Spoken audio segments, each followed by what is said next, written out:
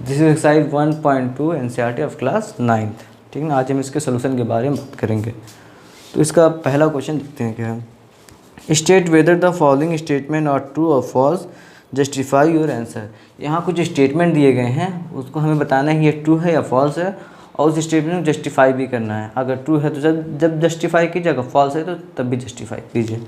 ठीक है, तो पहला स्टेटमेंट है every irrational number is a real number. तो पहले यहाँ रियल नंबर को हम समझते हैं। तो real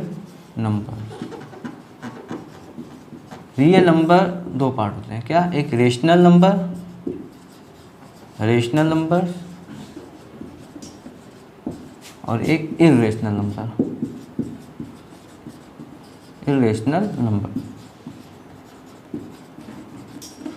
number.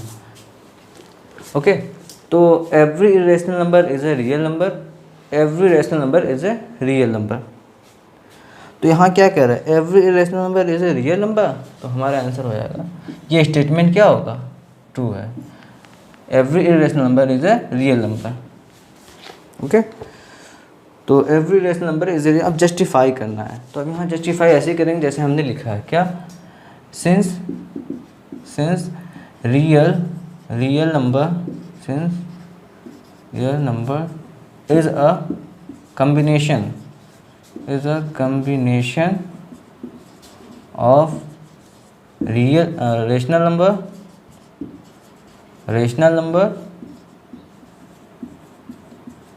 and irrational numbers। Okay, क्योंकि रियल नंबर, इरेशनल नंबर और रेशनल नंबर का कॉम्बिनेशन होता है, इसीलिए हम कह सकते हैं कि every irrational number is a real number. तो ये स्टेटमेंट हमारा ट्रू था। अब आते हैं सेकंड की बात करते हैं। Every point on the number line is of the form root m. Number line पे जितने भी पॉइंट हैं, तो नंबर लाइन ड्रा करते हैं और इसके पॉइंट को समझने की कोशिश करते हैं।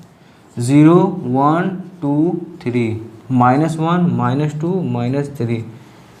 तो नंबर लाइन ये हो गए, और इस पर जितने भी पॉइंट हैं, पॉइंट का मतलब यहाँ बहुत सारे पॉइंट है, इसके बीच कितने पॉइंट है, इनफाइनाइट पॉइंट है, इसके बीच कितने पॉइंट है, इनफाइनाइट पॉइंट है। ठीक है, तो नंबर लाइन पे कितने पॉइंट हो गए, इनफाइनाइट पॉइंट हो गए। तो कह रहा है जितने भी इनफाइनाइट पॉइंट है उसको हम रूट एम के फॉर्म में रिप्रेजेंट कर सकते हैं। और एम क्या है, पॉजिटिव इंटीजर है। तो पॉजिटिव इंटीजर का मतलब क्या है, √1 √2 √3 √4 √5 सो। तो आप बताइए, क्या ये अगर इस फॉर्म में हम लिखें तो क्या सारे नंबर लाइन के सारे नंबर को रिप्रेजेंट कर सकते हैं। इसमें कहा है ये स्टेटमेंट ने कि कर सकते हैं। तो क्या कर सकते हैं, हम लोग जानते हैं नहीं कर सकते।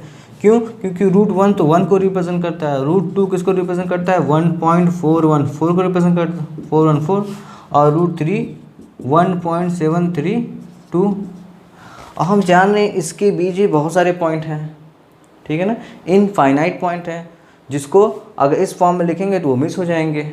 ठीक है ना, तो इसका मतलब इस फॉर्म में लिखने पे बहुत सारे पॉइंट हमसे मिस हो जाते हैं। इसके अलावा जितने निगेटिव इंटीजर हैं वो सब मिस हो जाते हैं। यानी इस फॉर्म में अगर हम लिखेंगे तो सारे नंबर लाइन पे जितने पॉइंट है सबको लोकेट नहीं कर पाएंगे। तो इसीलिए ये सेकंड वाला स्टेटमेंट फॉल्स हो गया, क्योंकि इसने कह रहा था, इस स्टेटमेंट में यही बात हो रही थी कि हम लोकेट कर सकते, रिप्रेजेंट कर सकते हैं, जबकि ऐसा नहीं कर सकते। अब आते हैं थर्ड स्टेटमेंट पे। Every real number is an irrational number. Every real number is an irrational number, तो ये हमारा फॉल्स होगी। ठीक है, तो थर्ड हमारा क्या है, फॉल्स है। अब फॉल्स हुआ तो क्यों हुआ, हम बता चुके हैं आपसे। Every irrational number is a real number, but every real number is A not irrational number. Every real number is not irrational number. क्यों, अगर रियल नंबर के भी तो पार्ट है। अगर मान लीजिए आपने 5 ले लिया, तो 5 इरेशनल नंबर है, 5 ले लिया तो 5 इरेशनल नंबर है, 6 ले लिया, 7 ले लिया, -1 ले लिया, -2, क्या इरेशनल नंबर है, नहीं ना है। तो इसका मतलब क्लियर हो गया कि every real number is not irrational number, तो इसलिए फॉल्स हो गया। क्योंकि इसमें कहा कि every real number is an irrational number, जबकि हम जानते नहीं होता है, इसलिए फॉल्स हो गया। अब जस्टिफाई कर देते हैं। अच्छा, इसका जस्टिफाई कैसे करेंगे? आप यहाँ लिख सकते हैं नो निगेटिव इंटीजर, इसका सेकंड वाले का no negative integer can not be square root of any positive integer. ठीक है ना, लिख लीजिएगा।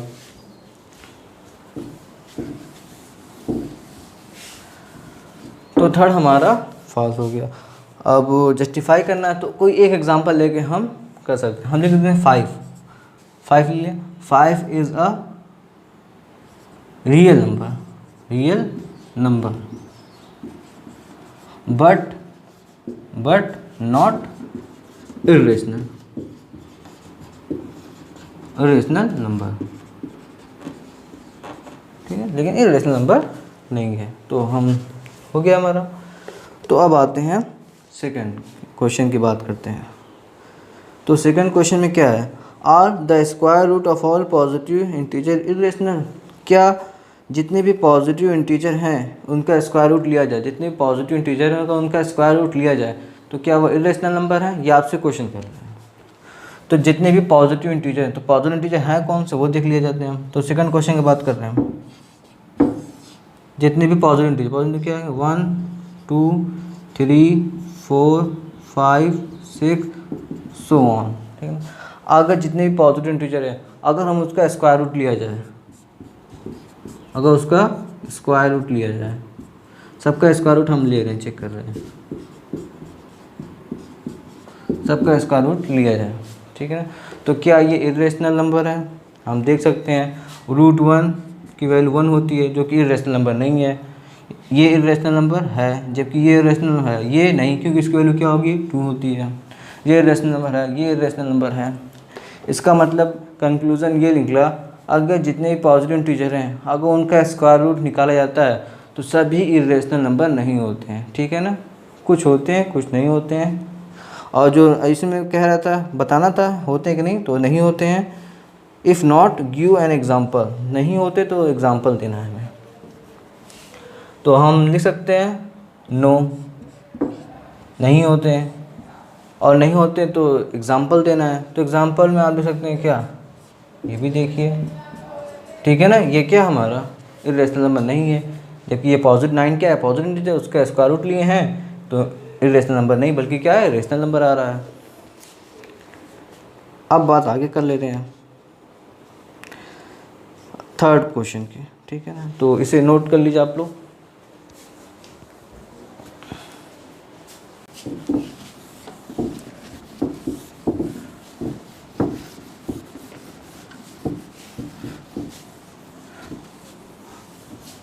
और एक बात आप लोग सॉल्व करनी है, वो ये कि वीडियो देखने से पहले आप लोग एक्सरसाइज को सॉल्व किया करिए। आपसे एक्सरसाइज नहीं सॉल्व हो तब आप इस वीडियो को देखिए, क्योंकि जब कोई प्रॉब्लम क्रिएट होती है फिर उसका जब सलूशन मिलता है तो एक अलग सी खुशी होती है। ठीक है, तो उसका मज़ा भी कुछ और होता है। तो थर्ड क्वेश्चन की हम लोग बात करते हैं। रूट 5 को रिप्रेजेंट करना है, किसको? रूट 5 को। तो रूट 5 को रिप्रेजेंट करना, रूट 5 एक इरेशनल नंबर है, और हम बता चुके हैं को इरेशनल नंबर को रिप्रेजेंट कैसे करेंगे? पाइथागोरस थ्योरम का यूज़ करके करेंगे।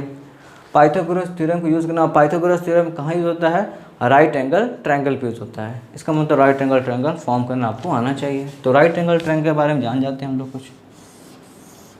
ये हमारा परपेंडिकुलर, ये बेस, ये हमारा हाइपोटेन्यूज।